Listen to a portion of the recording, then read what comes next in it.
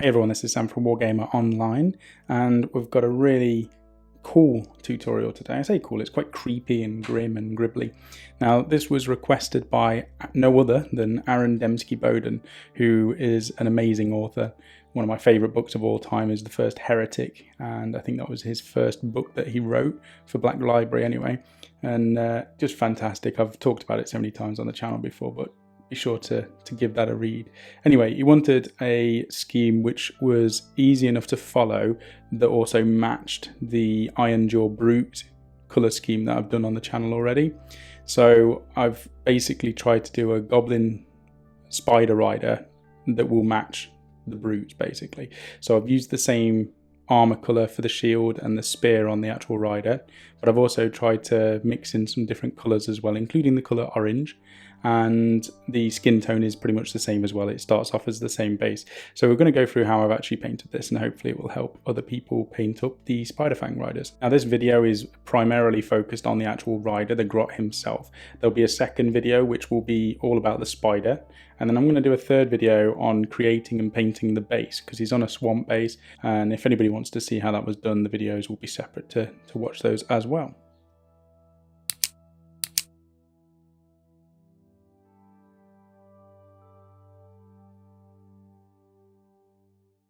So the entire model is going to be quite bright in the end. We're using some oranges, some greens. There are some darker colours as well, but to help us get a good base to begin with, I've primed this with Chaos Black or Baden Black if you want to paint it on with a brush. I wouldn't recommend it, just spray black. And then using Corax White to do a over the top spray, Zenithal prime highlight. So it gives us a good base to work with. And the first colour we're going to focus on the main area on this model, which is the Elysian green skin. Now on the Brute that I did on the previous tutorial, I think it's probably a year or so ago now that I did that one, we used Deathworld Forest, and it's a much darker green. It's the base that I use this, I go up into Elysian green and Ogre camo. Now Grots are generally, the weaker you get as a Grot race or an Orc race, the lighter skinned you are. At least that's the way I see it as. So I wanted these to be a lighter tone. So I've used Elysian green as the starting point rather than starting at Deathworld Forest. If you wanted to do a darker tone, then you could always start with a darker colour, which is Deathworld Forest. Check out the Brute video though if you want to do that skin tone instead. We're just applying this all over the skin areas. We're using the brown, and we're going to use Mournfang brown for this, and this is normally something I would use just for painting the wooden areas. So I would generally stick to painting the spear, handles, shields, anything like that. Leathers, I generally paint a different shade of brown, but I've decided to stick with this one colour over the entire model of all of the brown, just to kind of unify it, keep it quite neutral, and also not introduce too many colours in the basics. I want to add colours in things like the feathers and the shield and stuff like that, rather than putting too many different shades of brown on there. With this colour, I'm just aiming to get the strap that goes over his shoulder. He's got a little one on the back of his neck, the little loincloth as well. I say little, everything's little on this model because he's a Grot. But the loincloth, his butt cloth, and the spear handle, or the stick, whatever you want to call it. We're going to paint all of that with Mournfang brown, and then we're going to go on to the next base colour. This is the base that we used for the armour on the Ironjaw Brutes. Now this is Stegodon Scale Green. It's quite a nice greeny blue colour. You could use Incubi Darkness instead, but I'm just following what I did on that original tutorial. So I'm going to paint all of the shield with this. I'm also going to paint the tip of the spear. So rather than using metal, I figured all of their armour and weaponry could be made out of this really hard rock, and they've basically smacked it into shape and then using it on the end of a stick. So it's an unusual colour scheme, but it's just the thing that I'm going to be trying on this. You can see the paint is quite thin. I did apply 2 thin coats on this, as Duncan says at Games Workshop, but maybe 2 to 3 coats would be better. Once that's dry, we're going to go onto Rakarth Flesh now, and this is a very small area of this model. He's got these little, what they call straps, bandages that he's wrapped around his ankles, and he's got one around his right wrist. So I'm just going to be painting this with Rakarth Flesh. You could use a different lighter colour tone. The reason I've used this one is because I'm going to be painting the bones. He's got like a little bird skull on his torso area, and he's also got teeth. So I wanted to paint those with a Zandri dust base, and that's why I've chosen Rakarth flesh for the straps. So we're using Zandri dust, like I said. He's only got this little bird skull. It's got a little bit of a bone sticking out to the top left of it as well. So we're going to paint that. And then he's got 3 tiny little teeth. So we're going to paint that with Zandri dust. And I would recommend switching out to a smaller brush for this rather than using the same bigger brush that I did. Make it much easier. We're on to the feathers now, and I'm just going to be painting some of these black, and I'm going to be doing, well, 2 of them are going to be black, 1 of them is going to be orange. So I'm just priming it basically.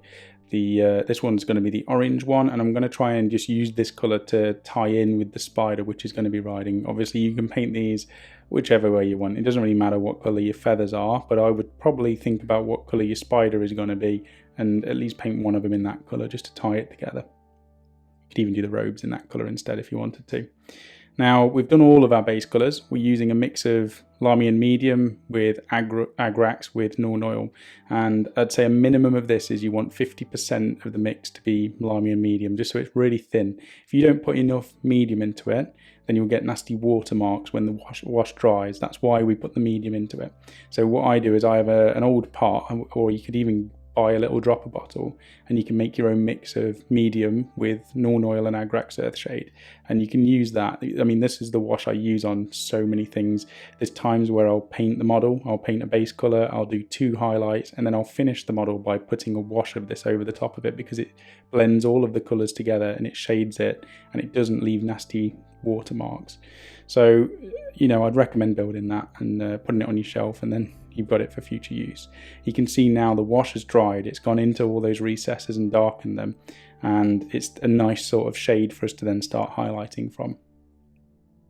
So we're going to use Elysian Green. We're going to start with the skin again since it's the largest area on here.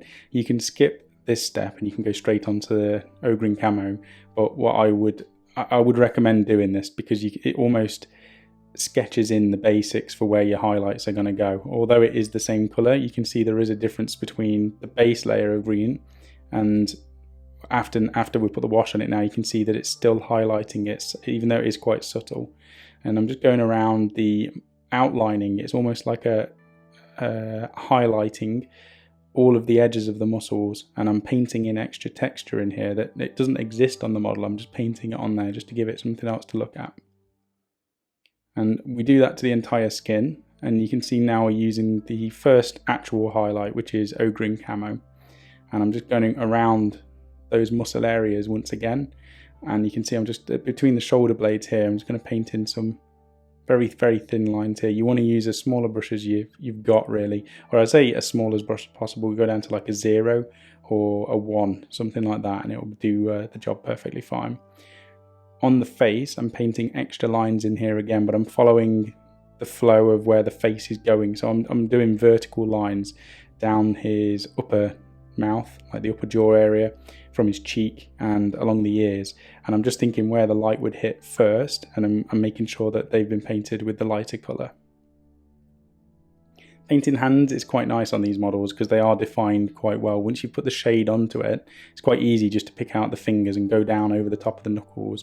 And you can see I'm just painting these really thin lines, and from a distance, from the tabletop, it makes the hands stand out. Even though these are really small models, smaller than even the normal Warhammer models, they still stand out from the tabletop because we're going in and putting this extra detail on the hands and the faces. And I'd say it's worth taking the extra bit of time just to make this bit, you know, do it properly, and it will pay off in the long run.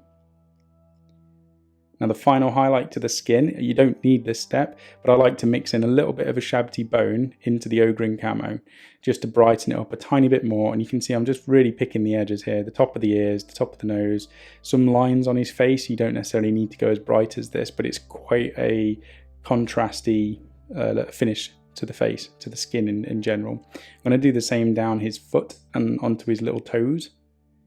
And you can also do it to obviously all of the fingers and the knuckles, just to give that little bit of a final highlight. Okay, the one step that I would always recommend doing, especially with any green skins, is adding a little bit of red or a pink or an orange to the mouth, the ears, and around the eyes.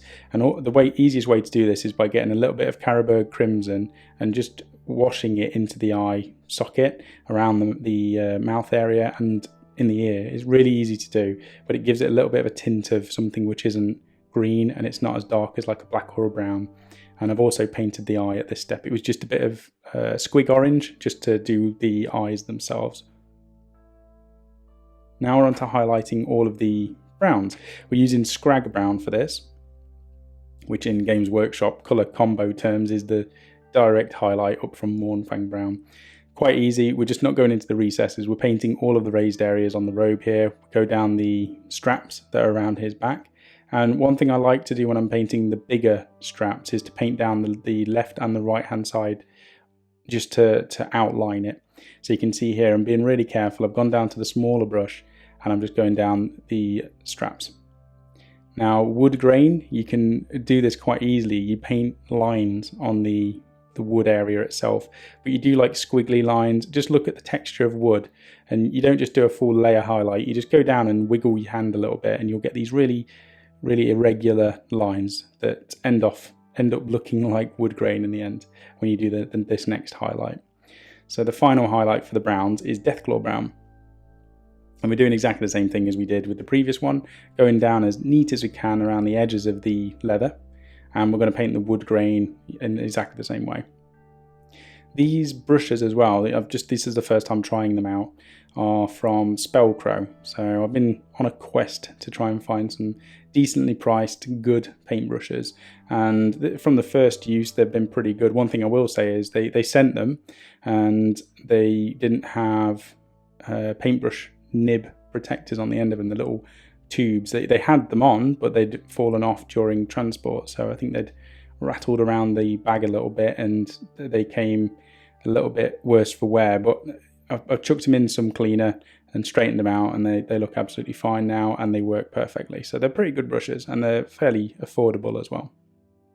I just get a lot of questions on paintbrushes, so that's an answer which might come up later on, already answered.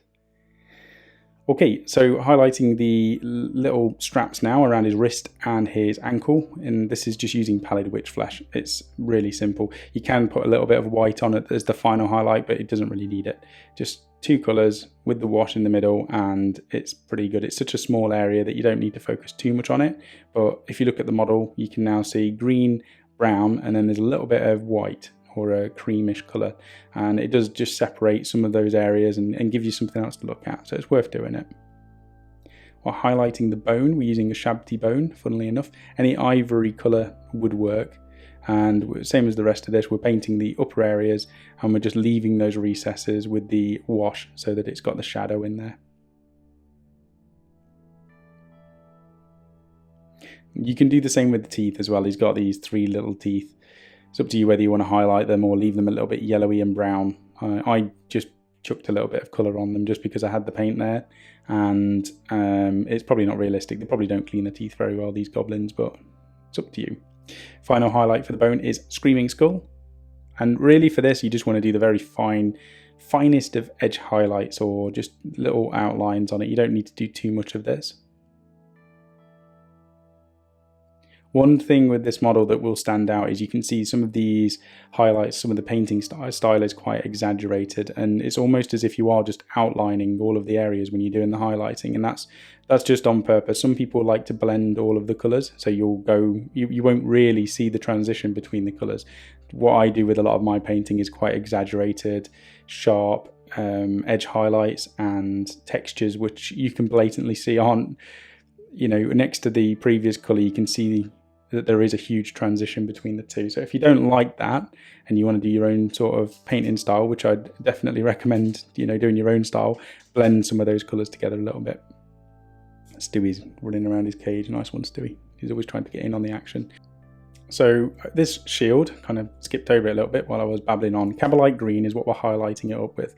And I've sped this up a little bit, but what I was doing a second ago was turning the model around to get a nice edge highlight around the shield rather than moving the brush. And it just makes it a little bit more accurate and a little bit more neater to get that really fine edge highlight. And all I'm doing here is picking out the detail on the actual shield itself. It's got a really nice spider symbol. So you can see I'm just going around all of these lines and I'm just putting a little bit of this colour on there. and building it up in stages. I'm not doing really thick paint, I'm trying to keep it as thin as possible, and if it needs to be a bit more pronounced, a little bit stronger, then I'm just doing a second or third layer over the top of it. The next colour is done in exactly the same way, and this is using Sibarite green now.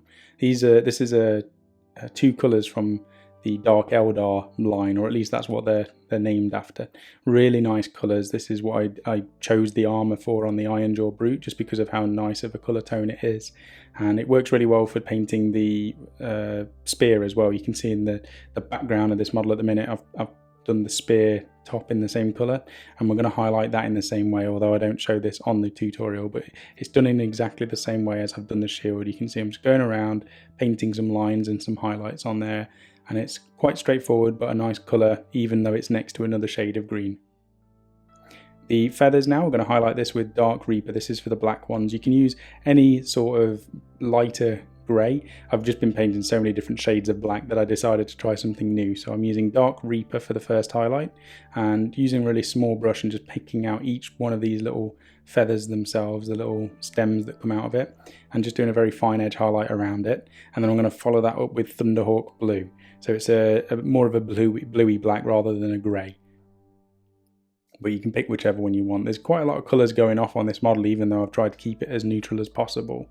But the main thing is just to keep the paint thin so that you can actually paint with it. If the paint is too thick on the end of your brush, it just dries up too quickly, and it also is really difficult to apply in those small areas. So keeping the paint thin, but not too thin that it just pools all over your model, is kind of the trick. And the more you do it, the more you do this sort of mixing your paint and stuff, the better and the faster you'll get at it.